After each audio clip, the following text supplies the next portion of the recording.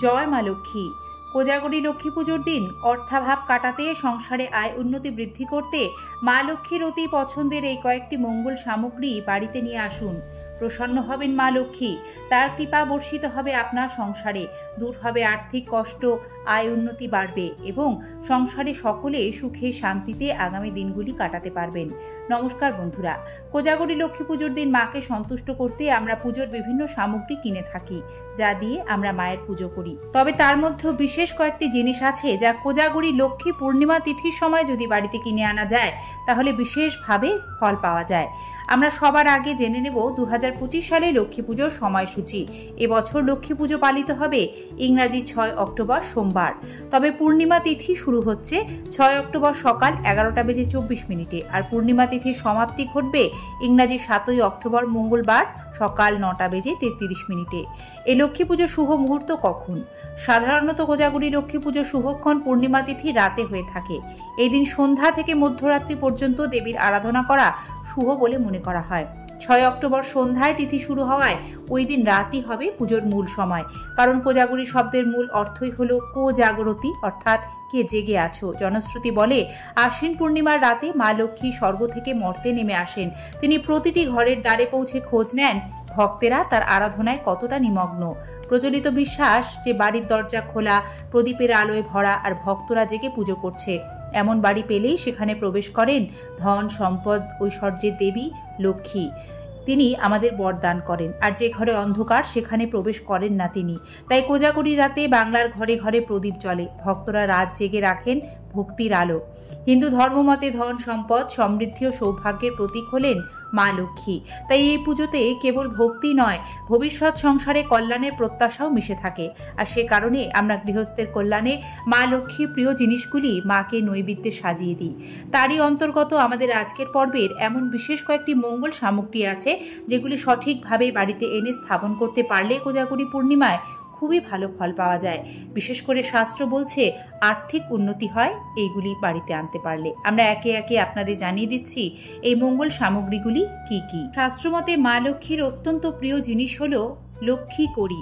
এটি একটু হলদে বর্ণের হয়ে থাকে। তাই কোজাগরী লক্ষ্মী পুজোর দিন আপনারা বাজারে অনেক ধরনের লক্ষ্মী কড়ি কিনতে পাওয়া যায়। সঠিকভাবে বাছাই করে নিখুঁত সুন্দর ও ভালো কড়ি কিনে কোজাগরী পূর্ণিমায় বাড়িতে স্থাপন করবেন। এতে মা লক্ষ্মীর কৃপায় সংসার ধন সম্পদে ভরে উঠবে এবং অর্থাভাব এলে তা মা লক্ষ্মীর কৃপায় খুব দ্রুত কাটিয়ে উঠতে পারবেন।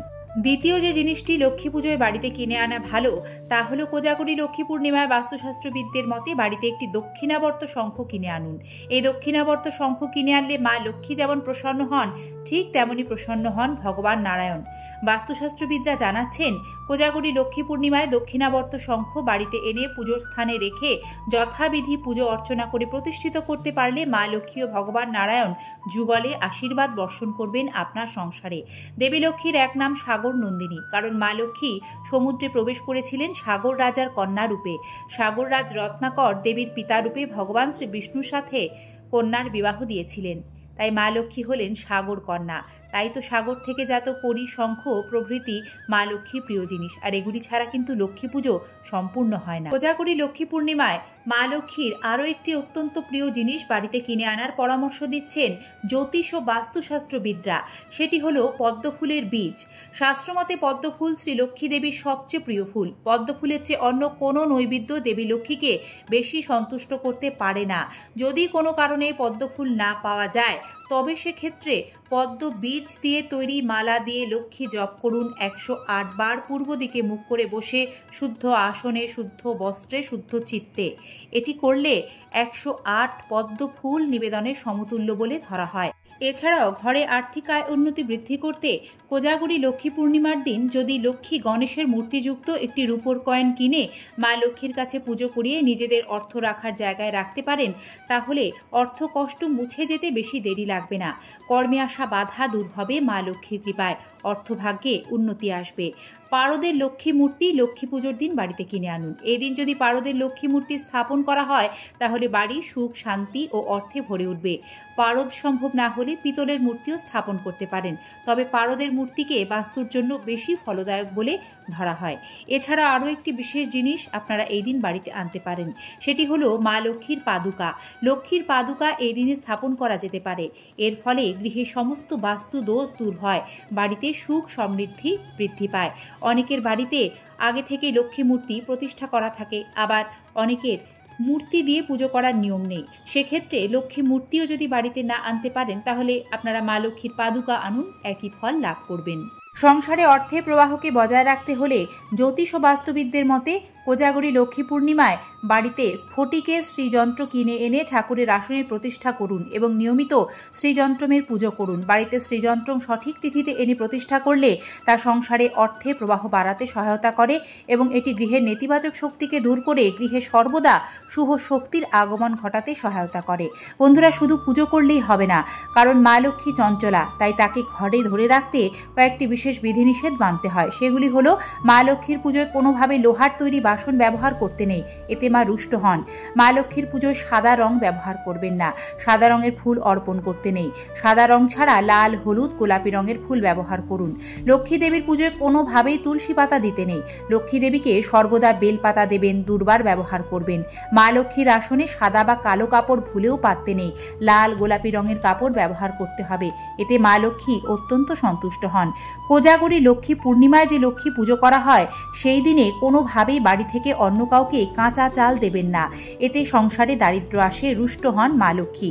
আপনি অন্ন তৈরি করে দিন।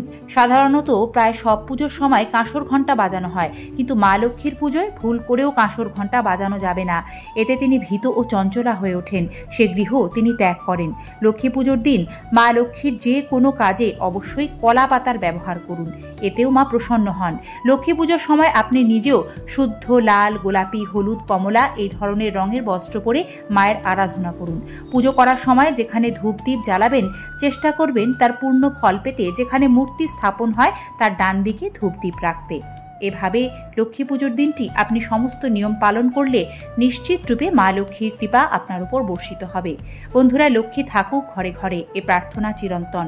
সকলের মঙ্গল কামনা করে আজ এই পর্বটি এখানেই শেষ করছি। জয় মা লক্ষ্মী, জয় শ্রীনারায়ণ। ভিডিওটি ভালো লাগলে আমাদের সাথে থাকবেন, ভালো থাকবেন এবং নিয়মিত এই ধরনের ভিডিও দেখতে আমাদের এই চ্যানেলটি সাবস্ক্রাইব করে পাশে থাকা বেল আইকন প্রেস করার বিনম্র অনুরোধ জানিয়ে আজ এখানে শেষ করছি। দেখা হবে নতুন কোনো সনাতনী বার্তার সাথে আগামী পর্বে। শুভ কোজাগরী লক্ষ্মী পুজো।